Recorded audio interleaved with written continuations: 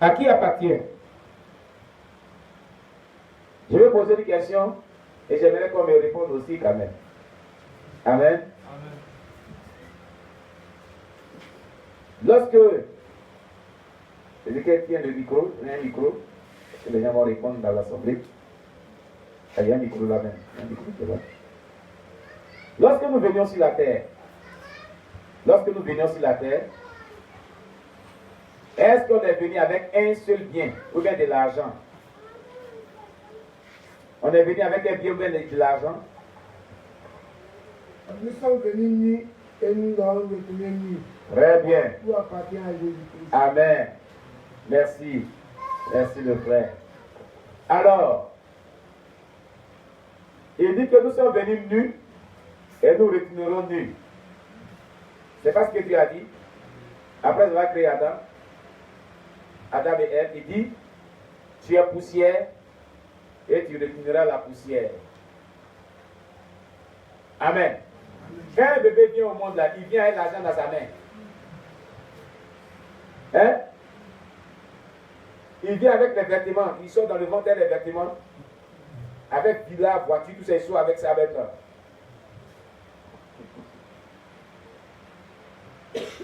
Comprenez quelque chose. Prenez vos Bibles. Je vais vous donner quelque chose, vous allez comprendre. On est né riche. On est né béni. On est né prospère. Dieu n'a pas maudit quelqu'un depuis le sein de sa mère. Dieu nous a accordé la grâce nécessaire pour pouvoir subvenir à nos besoins. On vient avec cette grâce sur la terre. On vient avec l'élévation sur la terre. On vient avec la prospérité sur la terre. Prenez le livre de Lamentation. Lamentation de Jérémie.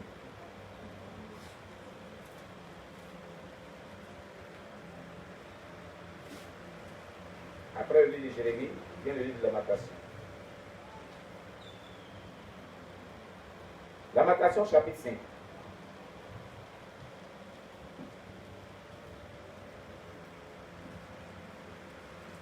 À partir du verset 15 à 16. Verset 15 à 17. Lamentation chapitre 5, verset 15 à 17.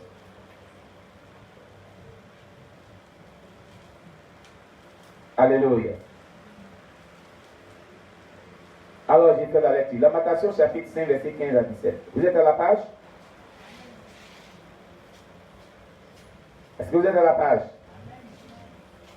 Ok. Lamentation chapitre 5, verset 15 à 17, on dit: la joie a disparu de nos cœurs. Le deuil a remplacé nos danses. La couronne de notre tête est tombée. Malheur à nous parce que nous avons péché. Verset 17. Si notre cœur est souffrant, si nos yeux sont obscurcis, voilà, c'est que la montagne de Sion est ravagée, c'est que les renards s'y promènent. Amen. Lamentation chapitre 5, verset 15 à 18. Le peuple juif disait ici: la joie a disparu de nos cœurs, le deuil a remplacé nos danses. Donc c'était des personnes qui étaient dans la joie parce qu'ils étaient bénis, ils dansaient. Ils étaient prospères, ils avaient reçu la grâce de Dieu, ils vivaient bien. Amen. Et il dit: la couronne de notre tête est tombée. La couronne qui est sur notre tête est tombée. La couronne de notre tête est tombée. Vous savez ce que c'est cette couronne? Il disait: la couronne de notre tête est tombée. Et il dit: malheur à nous. Ça veut dire que quoi? Chaque être humain avait une couronne sur sa tête. La couronne symbolise l'élévation. La couronne symbolise la bénédiction. On met la couronne sur la tête des personnes qui sont élevées en dignité, donc des rois.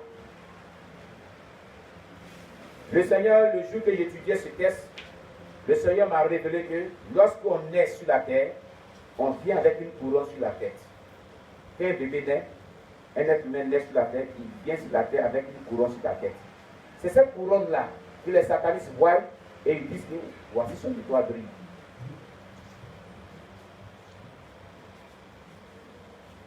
Dans le spirituel, il voit cette couronne, son étoile, attaquant son étoile. Cette couronne, elle est composée de tout ce que tu vas venir faire sur la terre et tout ce que Dieu t'a donné comme bénédiction, elle contient cela. Toute ta vie est dedans, est scellée dans cette couronne. Toute ta bénédiction que tu vas avoir sur la terre jusqu'à ce que tu quittes sur la terre, ta gloire est dans cette couronne. Or, de manière symbolique, on dépose la couronne sur la tête de qui? D'un roi. Regardez bien.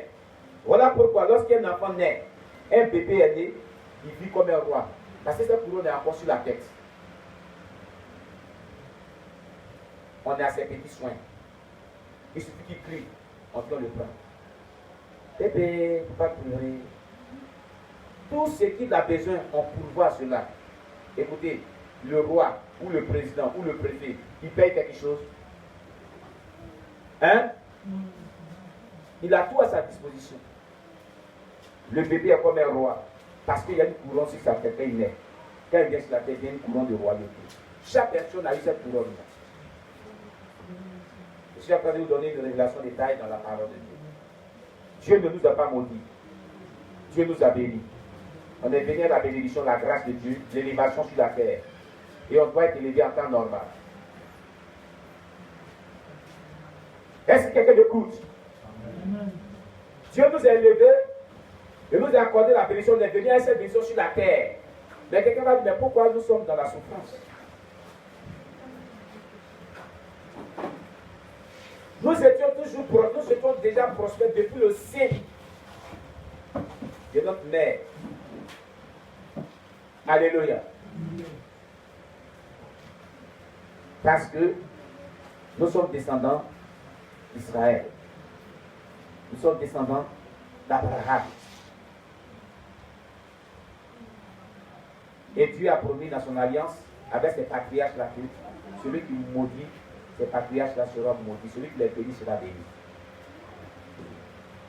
Et ses entrailles seront bénies.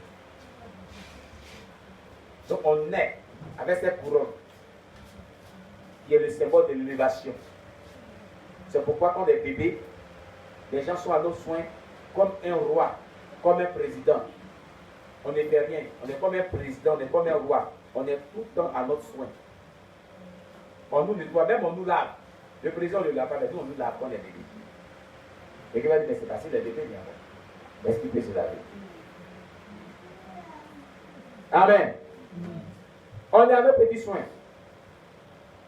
Avant même qu'on vient, le budget est déjà là.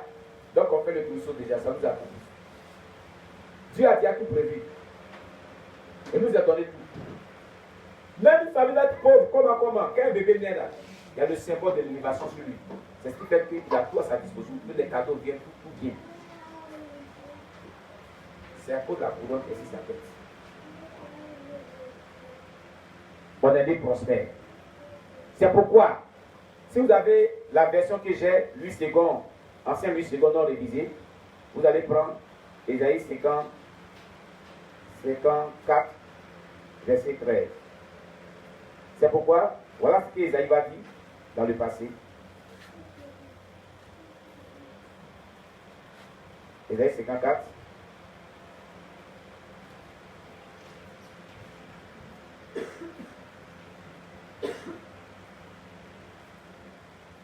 Voilà, le verset 13.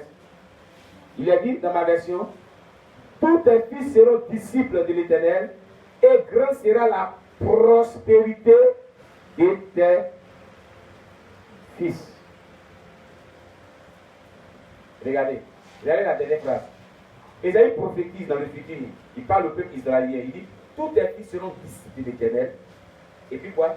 Quand ils seront disciples de l'Éternel, grande sera leur prospérité. Ça veut dire qu'il y a une prospérité qui est déjà là. Mais seulement elle sera grande. Elle va s'accroître. Donc, le peuple de Dieu, les enfants de Dieu, nous qui sommes nés dans le Seigneur, nous sommes prospères. On vit au monde avec la prospérité parce qu'il y a la couronne. Mais elle se développe lorsqu'on devient disciple, lorsqu'on choisit d'être disciple de Jésus-Christ. Quelqu'un m'écoute bien?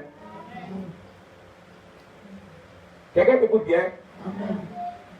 Donc on n'est pas venu sur la terre en sortant du sein de notre maman avec l'argent dans nos mains. Mais Dieu a mis tout à notre disposition. Et aujourd'hui on est béni. Et tout ce que nous avons aujourd'hui, c'est pour Dieu. Alors on va demander à qui appartient tout ce que nous possédons aujourd'hui. Les petits enfants sont souvent prompts à vouloir contrôler un jouet en disant « c'est le mien ». Ils pensent que posséder quelque chose signifie que cela est à leur propriété. Les adultes ne sont pas différents des enfants. Nous voulons nous aussi accrocher aux choses parce que nous les possédons. Mais est-ce que ces choses-là nous appartiennent vraiment? C'est pour ça qu'il pose la question. Nous sommes venus à une maison sur la terre. Nous sommes venus à une voiture sur la terre. On est mis à une voiture. Quand on sortait du ventre du maternel à la maternité, on sortait des dollars comme ça dans la main. Ou des millions comme ça dans la main. Prenons 1 Chronique chapitre 29, verset 10 à 12 dans la Bible. 1 Chronique chapitre 29, verset 10 à 12. 1 Chronique chapitre 29, verset 10 à 12.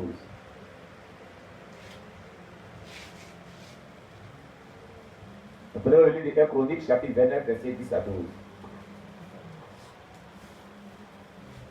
Amen, amen.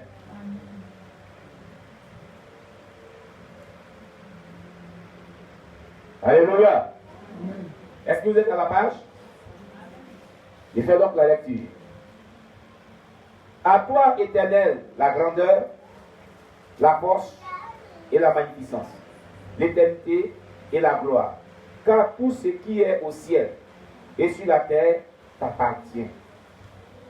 À toi, l'Éternel, le règne, car tout t'élève souverainement, car tu t'élèves souverainement au-dessus de tout. C'est de toi que viennent la richesse et la gloire. C'est toi qui domines sur tout. C'est dans ta main que sont la force et la puissance. Et c'est ta main qui a le pouvoir d'agrandir et d'affermir toutes choses. Est-ce que vous avez compris les profondeurs de ce texte biblique? Amen. Est-ce que vous avez compris les profondeurs de ce texte biblique? Alléluia. J'aimerais que quelqu'un dans l'assemblée lui donne un micro pour relire ce texte-là. Donnez le micro à Ketia.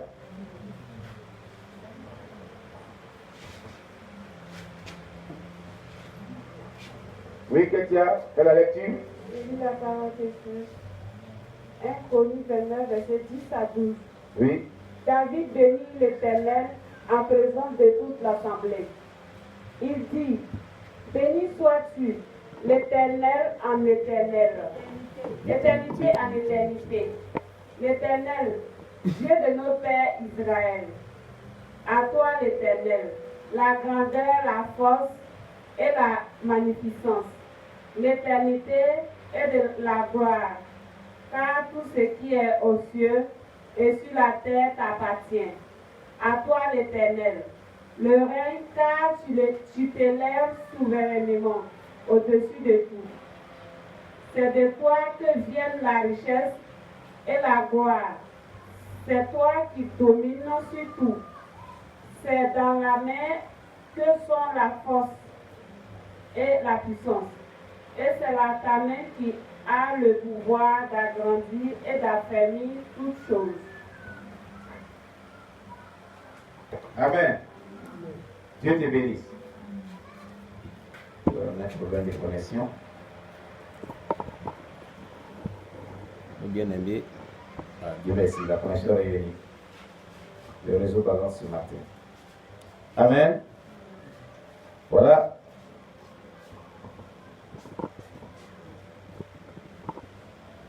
Gloire à Jésus. Alors, ce texte de 1 Chronique 29, verset 10 à 12 est très profond. Nous donne clairement que tout ce qui nous appartient, tout ce que nous disons que ça nous appartient, en réalité ne nous appartient pas. Vous ne comprenez pas ce texte. Il a dit, à toi, l'Éternel, la grandeur, la force et la magnificence, l'éternité et la gloire. Car tout ce qui est au ciel et sur la terre, on dit tout, appartient à l'Éternel. Tout. Toi-même, tu ne t'appartiens pas toi-même. Et tout ce que tu possèdes là, ce n'est pas pour toi. La Bible déclare que cela appartient à l'Éternel. Il est dit, à toi l'Éternel le règne, car tu t'élèves souverainement au-dessus de tout. C'est de toi que viennent la richesse et la gloire.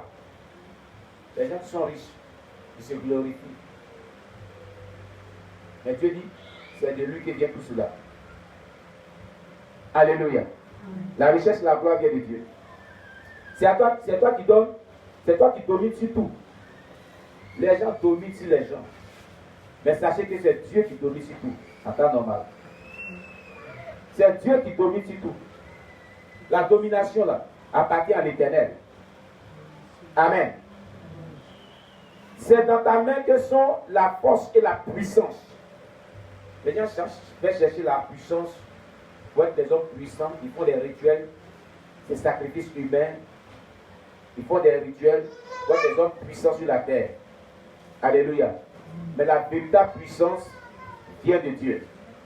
La véritable force vient de Dieu. Quand on parle de la force et de la puissance ici, on veut parler ici de l'onction de Dieu. On veut parler ici de l'autorité de Dieu. On veut parler de la puissance qui est dominatrice, celle qui apporte la vie, celle qui apporte la santé, celle qui guérit, celle qui délivre, celle qui donne l'autorité. Alléluia. Et c'est ta main qui a le pouvoir d'agrandir et d'affermir toutes choses. C'est la main de Dieu qui a le pouvoir d'agrandir et d'affermir toutes choses. Je vais dire à quelqu'un, alléluia. Oh, levez-vous. On va faire une proclamation avec ce texte. Il est très merveilleux. Une grande grâce dans ce texte. Levez-vous. Répétez après moi. À toi l'Éternel. À toi l'Éternel. La grandeur. La force. Et la magnificence. L'éternité. Et la gloire. Car tout ce qui est au ciel. Et sur la terre. T'appartient. À toi l'Éternel. Le règne.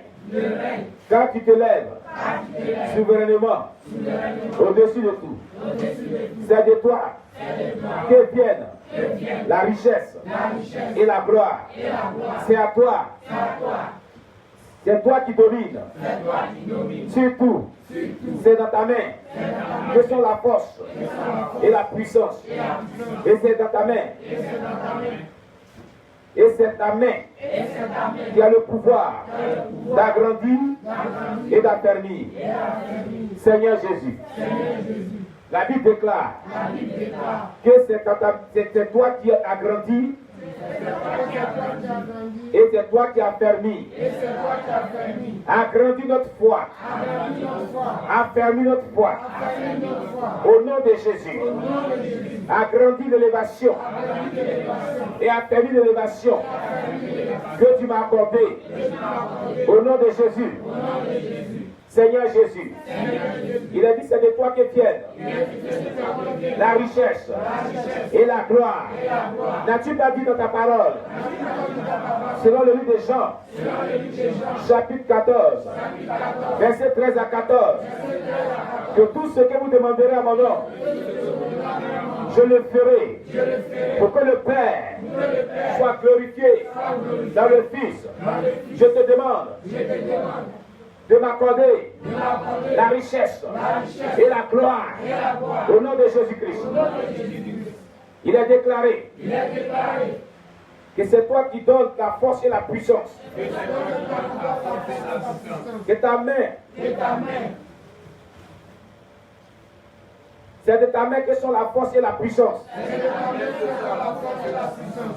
C'est pourquoi accorde-moi la force.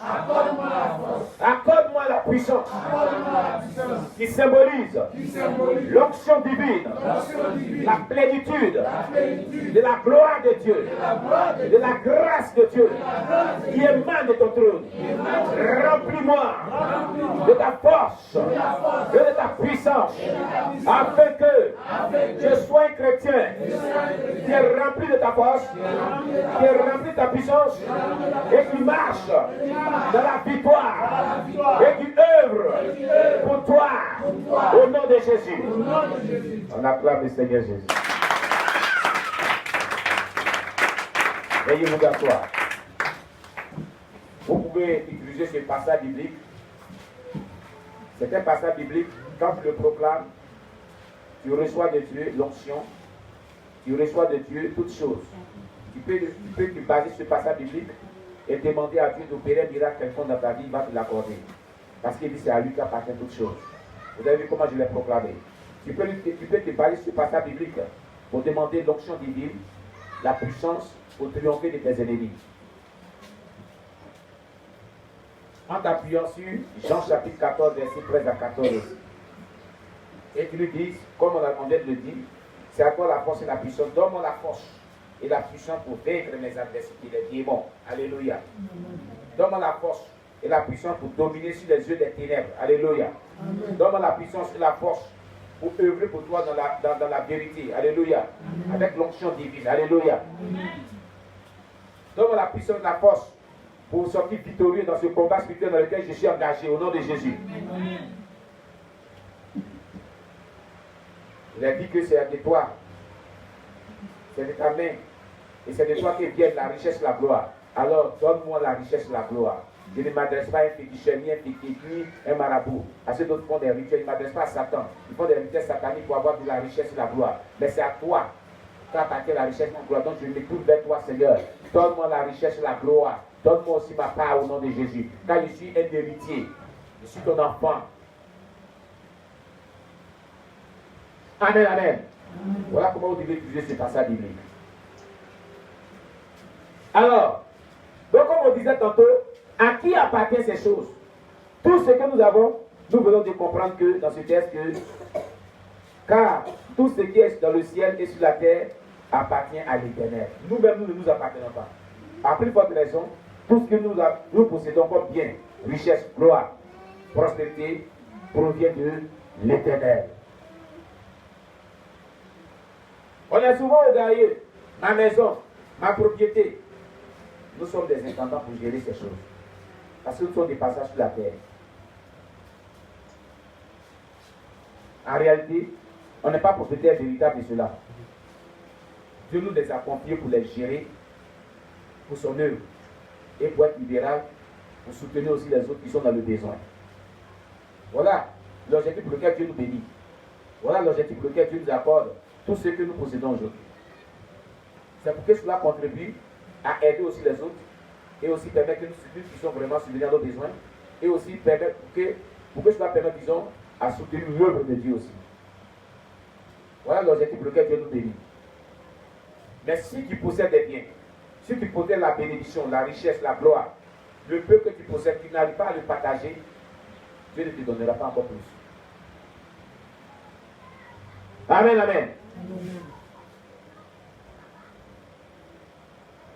La propriété peut être trompeuse. Bien qu'il semble que nous sommes les propriétaires d'une chose, il est clair que nous avons seulement le contrôle temporaire de ce qui appartient à Dieu. On a le contrôle temporaire de tout ce que nous possédons. On contrôle ça de manière temporaire parce qu'on va laisser au parti.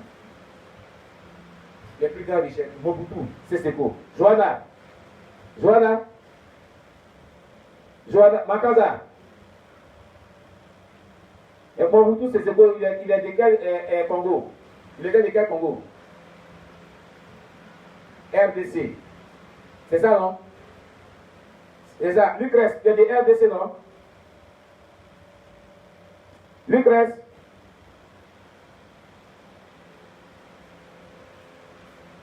Amen. Alors, Mobutu Seseko, il était riche, non? Il est parti à cette richesse-là où? Il est parti à ça, dans sa tombe? Hein? Mais quand on est riche, on dit que c'est pour moi. Mais si c'est vraiment pour nous, lorsqu'on quitte la terre, on doit partir avec. Quand quelqu'un déménage quelque part là, il va avec ce qui lui appartient, non? Hein? Mais il y a un déménagement. où tu restitues tout ce qui t'appartient à vos propriétaires. C'est Dieu. On acclame le Seigneur. Ce déménagement est éternel. C'est ce déménagement qui t'amène à comprendre que, mon frère, ma soeur, c'est que tu dis que tu possédais là. C'était pour contrôler. C'était pour gérer. On t'a prêté cela. Quand tu meurs, tu laisses ça sur la terre. Tu donnes ça au propriétaire. C'est-à-dire l'éternel des armées. Quand tu vas à détruisement de la terre, tu ne parles pas les biens. Oufo Boigny, il était riche, non? Le président, Félix Boigny de la Côte d'Ivoire, il n'était pas riche. Est-ce qu'il n'était pas riche? Les Ivoiriens, je vous parle ce matin. Il est parti avec cette richesse. Il est parti avec ça. D'accord? Les biens que nous avons présentement avec nous, nous les avons de manière temporaire. Dieu nous les a prêtés. Nous sommes des intendants pour les gérer en bon escient. Sinon, en réalité, si cela nous appartenait, lorsqu'on quittait cette terre, on allait partir avec. Voilà, c'est ça qui est la vérité. Et comme ça, on est gonflé d'orgueil. Oui, j'ai l'argent, je suis béni, j'ai une voiture, j'ai une villa, j'ai une moto, j'ai construit du place. Dans mon compte, il y a au moins 100 millions, 50 millions. J'ai amassé un peu de biens. Vous faites comme si cet homme que Jésus a donné sa parabole. Il dit que mon âme mange en paix, repose-toi en paix. Parce qu'il a fait beaucoup de provisions pour beaucoup de temps. J'ai amassé des biens dans mon grenier. Et Jésus a dit, insensé, cette nuit même ton âme te sera demandée. Et on verra si cela t'appartient vraiment. C'est ce que ça veut dire. Ah, vous n'avez pas connu cette parabole dans la Bible. Hein? Ça prouve que les biens dans ne nous appartiennent pas. Dieu dit insensé. Cette nuit même, ton âme sera demandée. Et puis on va, si tu as parti à ces biens, c'est ce que ça veut dire. Et il dit, mon âme soit en paix. Et c'est un nez orgueilleux, mon âme soit en paix. J'ai amassé beaucoup de biens. Je suis riche. Je peux maintenant vivre à l'aise. Et Jésus le réel qui dit insensé. Cette nuit même, ton âme sera redemandée. Et puis on verra si tout ce que tu cites là, c'est pour toi. Qu'est-ce que ça veut dire à quelque chose? Les biens nous ont été confiés par Dieu pour les gérer de manière temporaire. Ton argent ne t'appartient pas. Ah, vous ne savez pas ça? Je vais vous donner un test biblique. Allons-y dans Romains. Vous allez voir que ce qui est dit là, je ne le dis pas comme ça sans preuve biblique. Romains. Et les gens, ils s'enorgueillissent. Ils s'enorgueillissent.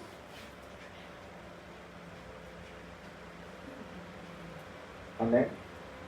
Où est ce passage avantage? Si il n'est pas eu en c'est ça aussi. Voilà, prenez Romains. Romains chapitre 11, le verset 36. Romains chapitre 11, le verset 36.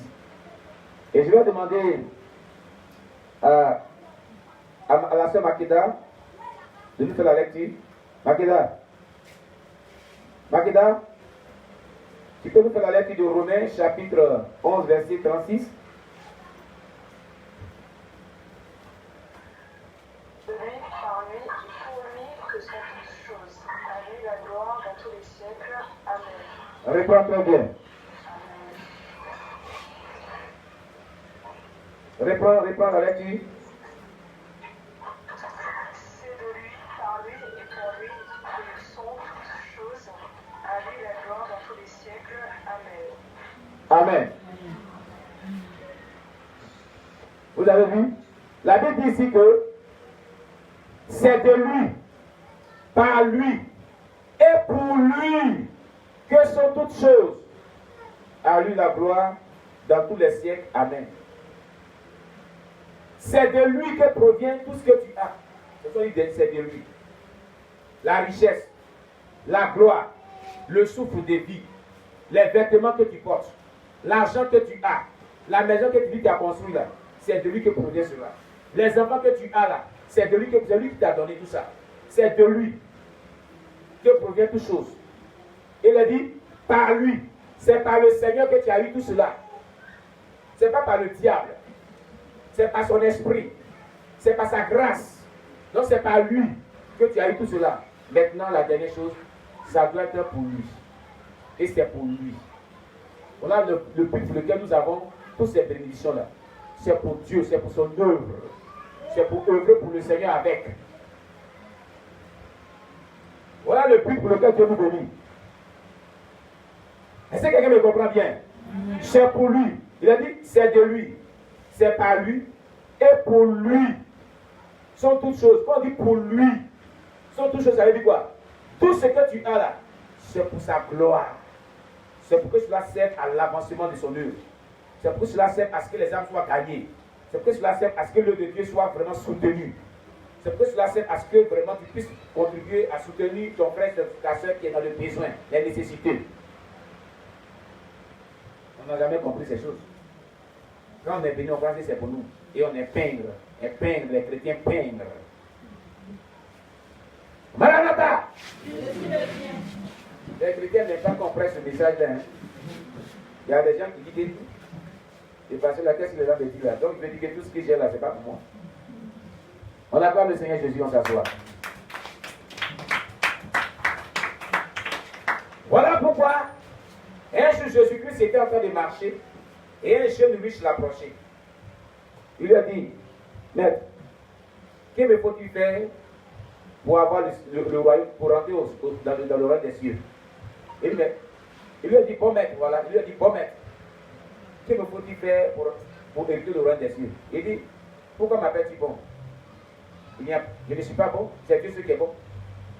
Il dit, tu connais la loi de Moïse, il a dit commandement. Tu ne tueras point, tu ne commettras pas d'adultère. Il dit, j'ai fait tout cela. Depuis moi, j'ai accompli toutes ces choses-là. Et Jésus l'a regardé jusqu'à il savait qu'il mentait. Il a regardé jusqu'à il dit, bon, d'accord, va, prends tous tes biens là, prends-les. Et l'argent qui t'a retrouvé là, prends-le, distribue cela aux pauvres. Et puis quand tu as fait des distributions aux pauvres là, suis-moi. Le riche là, le jeune riche l'a regardé jusqu'à. Je suis sûr qu'il a regardé du haut en bas, mon homme. Toi, ce que j'ai là, je vends, je prends tout l'argent, je distribue comme ça aux pauvres. Et puis il y a des à zéro. Et je les pauvres. Et il y a des suis pauvres, moi-même. La Bible déclare qu'il est réparti tout triste. Tout triste. Vous savez pourquoi Jésus lui a dit ça? Parce que les biens là, il pensait que c'était pour lui seul. Il pensait que c'est pour lui. La richesse qu'il avait, il pensait que c'est pour lui. Donc Jésus est en train de lui dire pour comprendre que ce que tu as là, c'est un bien temporaire que je t'ai confié, moi Dieu, pour que tu puisses vraiment l'utiliser pour l'œuvre de Dieu. Quand tu es libéral, que tu soutiens les gens, c'est l'œuvre de Dieu. Donc va et dispute aux gens et suis-moi. Là, je saurai que tu viens être sauvé vraiment. Hey! J'ai dit, mon ami, supposons que tu as des biens, tu as au moins 500 millions dans ton compte bancaire. Tu as des réalisations, tu as des étages, tu as des hectares des champs de BA, des champs de cacao. Tu as une société de transport de bus. Oui, tu as tout ça. Tu as des réalisations. Tu as des sociétés, tu as des entreprises. Un matin, le Seigneur dit, pour que tu sois sauvé, mon ami, tu vends tout cela.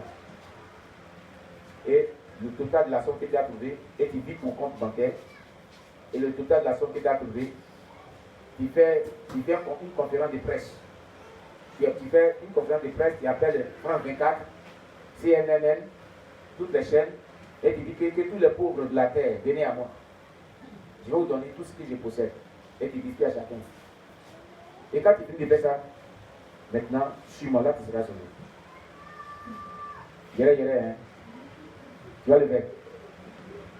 Toi, tu vas le faire. Non, on est dans la période de Dieu, je le suis. Tu vas le faire. Tu vas le faire. Je connais des personnes qui m'ont dit, votre frère de Dieu l'a appelé. Je ne suis plus dedans. Ah oui? Je connais des personnes qui disent que non, on n'est plus dans cette affaire de Dieu là. C'était la même chose qui était arrivée à cet homme. C'était la même chose qui lui était arrivée. C'est comme ça les partis. Les gens pensent que c'est si facile comme ça. Hein? Oui, oui. Mais celui qui a l'amour réel de Dieu, l'amour qu'on a pour Dieu est sacrificiel. Cet amour s'est sacrifié pour les prochains. Amen. Amen. Cet amour-là, il est sacrificiel.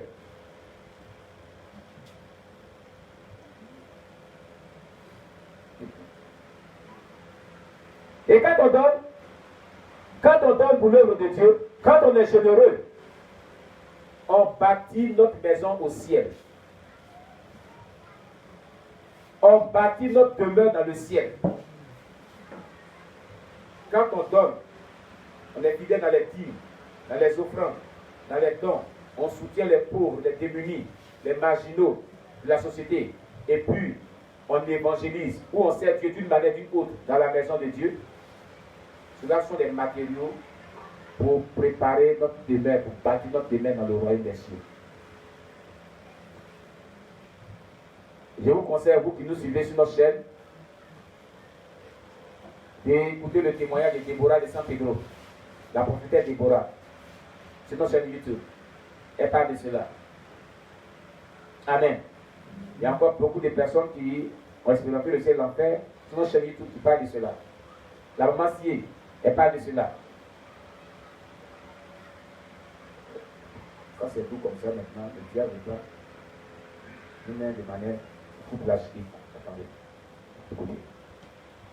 Ça, c'est une caméra qui est réservée en réserve. C'est ma caméra numérique qui a été cassée. Ils sont déconnectés. Là où c'est tout, là, ils sont déconnectés. Comment? Attendez. Je vais changer tout de suite. Amen. Ah, ils sont revenus. Ah. Le diable ne veut pas que vous écoutiez pour ne pas soutenir l'œuvre de Dieu. Mais il est vaincu au nom de Jésus. Amen.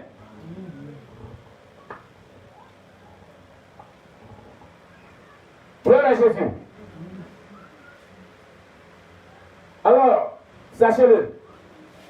Être généreux, c'est nous faire du bien nous-mêmes.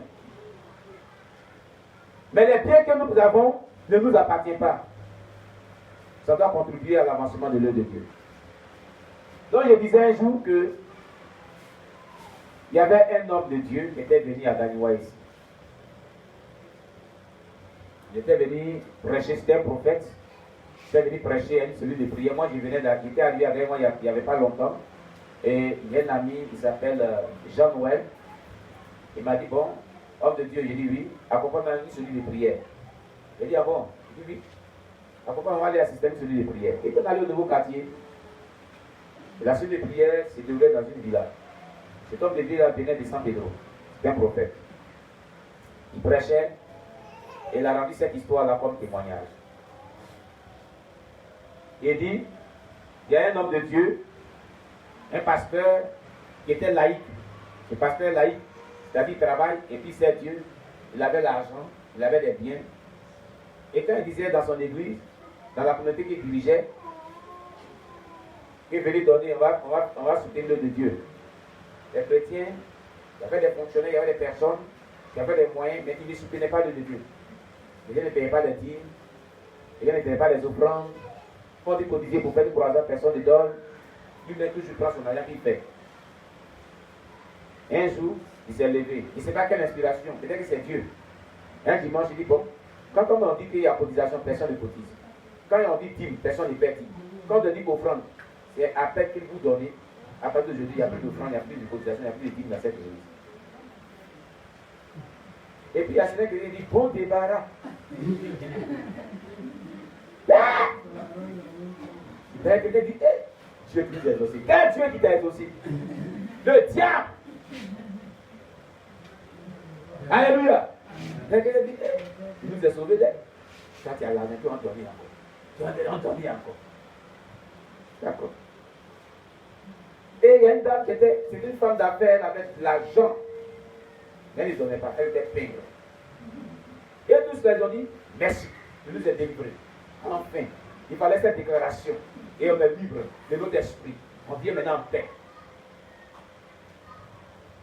Et les chrétiens comme cela. Alors, quelques mois, quelques temps, il ne donne pas. Et lui, il s'en fout.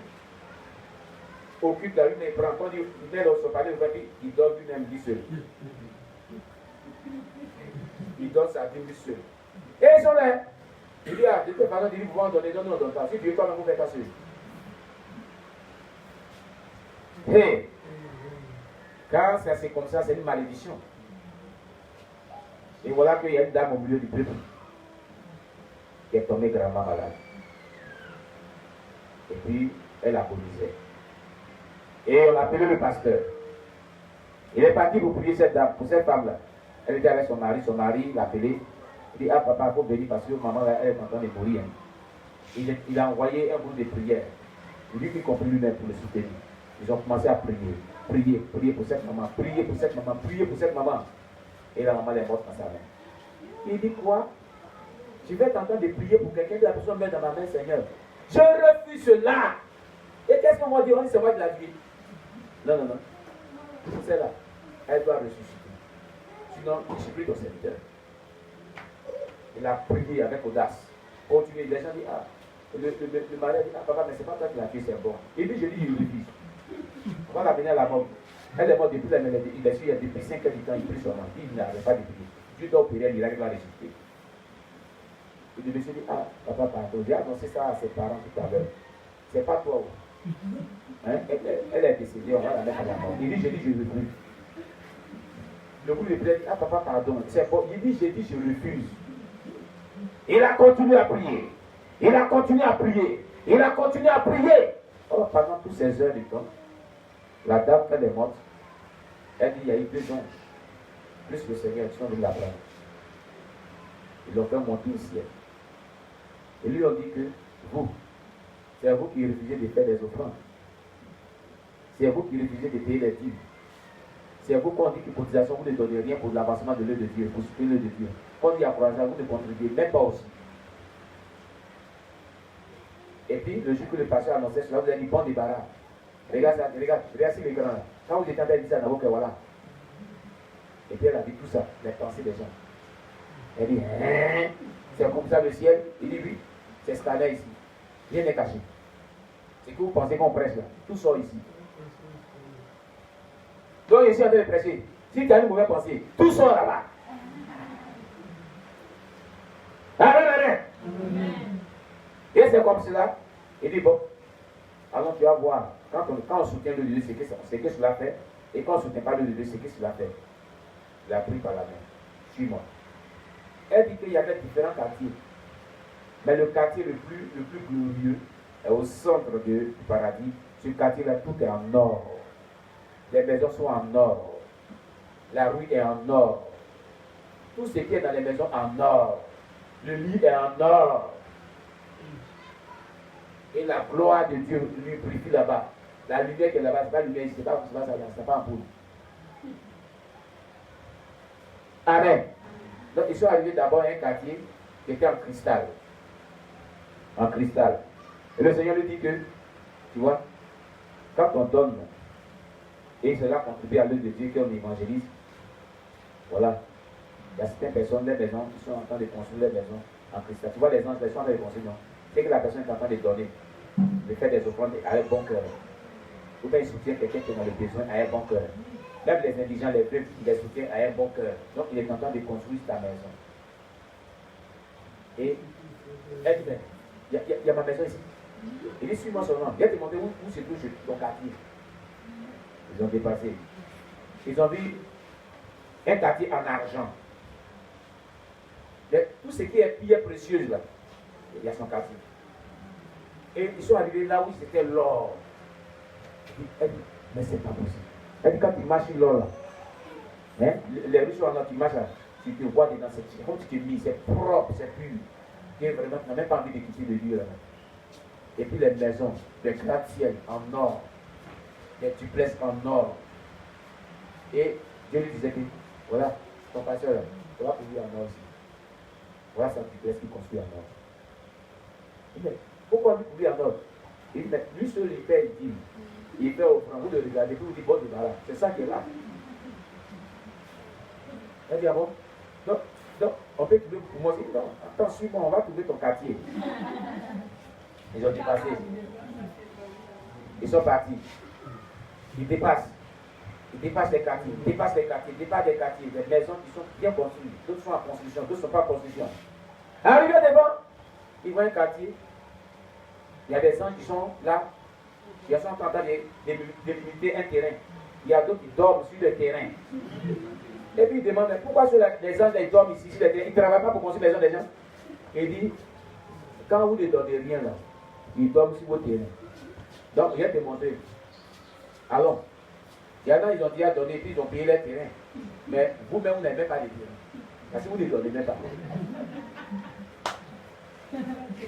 Alléluia. On acclame le Seigneur Jésus. Ils sont arrivés dans un coin, dans un logo du ciel là-bas.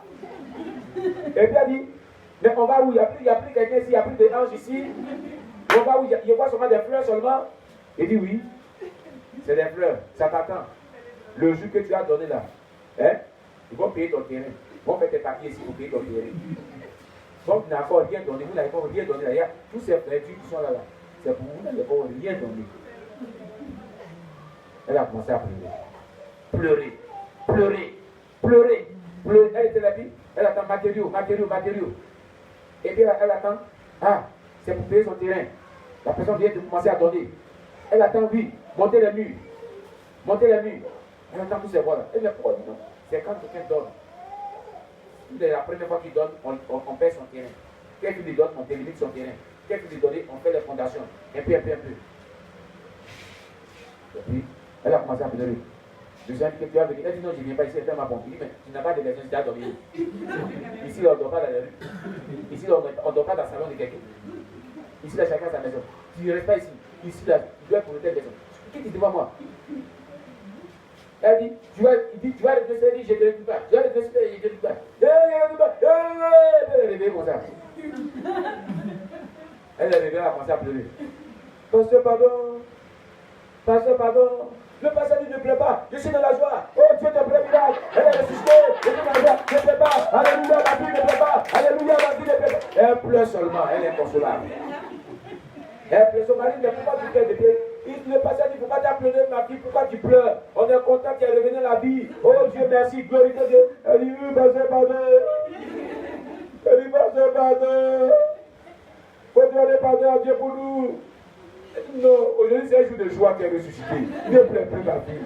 Il a pris dans ses bras, il fait à tout finit pas. Tout le monde se réjouit, le coup de prière. Alléluia, gloire à Dieu. Dieu opère un miracle de résurrection dans notre église. Oh, elle dit, elle pleure seulement. Seigneur, pardonne-nous. Oh, Seigneur Jésus-Christ. Pardon, aie pitié de nous. Donc le pasteur, il voit que c'est sérieux depuis elle pleure. Il fait tout pour qu'elle se réjouisse, mais elle pleure. La joie est devenue tristesse maintenant. Aïe. Mais la soeur, pourquoi tu pleures? Dieu est ressuscité, tais-toi. Elle se met à genoux. Dieu, pitié de nous. Oh, pardon, Seigneur. Et elle est là. Elle dit demander pardon au pasteur.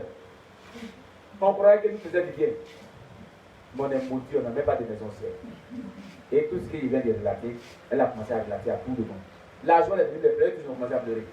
Seigneur, pardon, on va donner maintenant le vie. On va donner maintenant des offrandes. On va cotiser aussi maintenant pour l'avancement de l'œuvre de Dieu. Seigneur, pardon. Ils ont commencé à pleurer. Le pasteur lui-même là, il dit, hey, Seigneur, donc c'était pour faire cette expérience-là que tu as permis, c'est qu'on a vécu aujourd'hui. Hein. Alléluia. La femme l'a quitté quand elle a pu essuyer ses larmes. Le lendemain, elle est allée dans sa banque. Elle a vidé tout son compte, elle est ici en retard. Il n'y a même pas de compte. J'ai vu de tout mon compte. Je vais dépasser les autres. Elle a fait un chèque, elle a donné ça. C'était des millions. Elle a donné comme offrande. Elle dit, moi j'ai vu tout mon compte. Comment? Ils ne vont même pas payer mon terrain.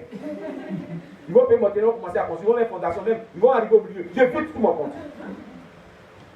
Et c'est comme cela, cette église a commencé à soutenir l'œuvre. Et tous, personne ne restera maintenant sans soutenir l'œuvre. Bien aimé, la Bible déclare que le témoin de deux personnes est vrai. Il n'est pas encore posé Déborah Ça, c'était dans les années 2008 et 2007. Et Déborah, il est connu en 2015. Vous voyez? Et quand il est mort, le monsieur, elle est venu dire aussi la même chose ici. Que quand tu soutiens l'œuvre de Dieu, c'est les matériaux que tu envoies pour construire ton église. Elle vous construit ta maison au ciel. Alléluia. Quand tu soutiens l'œuvre de Dieu et que tu évangélises, ta maison est en or. Alors, le soutien de l'œuvre de Dieu, c'est pour nous mettre notre bien-être.